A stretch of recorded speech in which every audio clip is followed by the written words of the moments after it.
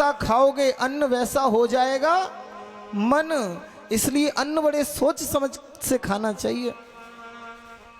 गुरुदेव द्रोणाचार्य के सामने हाथ जोड़ती हैं, कृपाचार्य के सामने हाथ जोड़ती हैं, गर्दन झुका के बैठे हैं।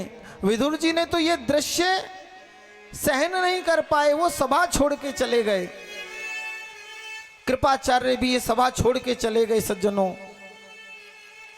माता गांधारी के सामने हाथ जोड़कर कहती हैं, राजमाता आपके कुल की वधू हूं मैं। एक औरत तो औरत की इज्जत को समझती है, पर जब देखा कि आज राजमाता भी मेरी कोई मदद नहीं करेंगी, तब उन गीदड़ों पर महाराज शेर की तरह चिल्लाई है ये द्रौपदी, अरे गीदड़ों तुम चूड़ियां पहन लो, चूड़ियां।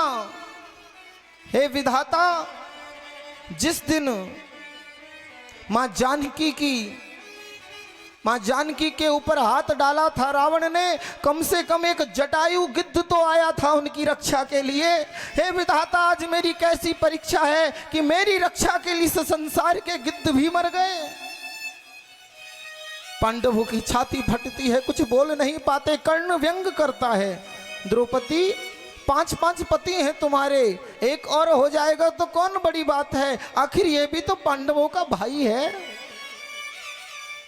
ये शब्द उन पांडवों के कानों में तीर की तरह चुभते हैं प्यारे, पर कोई जो है द्रौपदी की रक्षा नहीं कर रहा। आज द्रौपदी ने दोनों हाथ जो है ऊपर उठा दिए। द्रौपदी आंखों में रक्त की धारा बनाकर कहती है, दुर्योधन उस समय मैंने कहा था अथवा नहीं कहा था, लेकिन आज कह रही हूं, दुर्योधन तू अंधा, दुर्योधन तेरी मां अंधी, दुर्योधन पितामह भीष्म अंधे, गुरुवर द्रोणाचार्य अंधे, यहाँ बैठे हुए मेरे 5 पति अंधे, पर इन अंधों की भीड़ में मेरा भैया कृष्ण अंधा नहीं है। वो देख रहा है एक एक की हरकत, वो जरूर आएगा।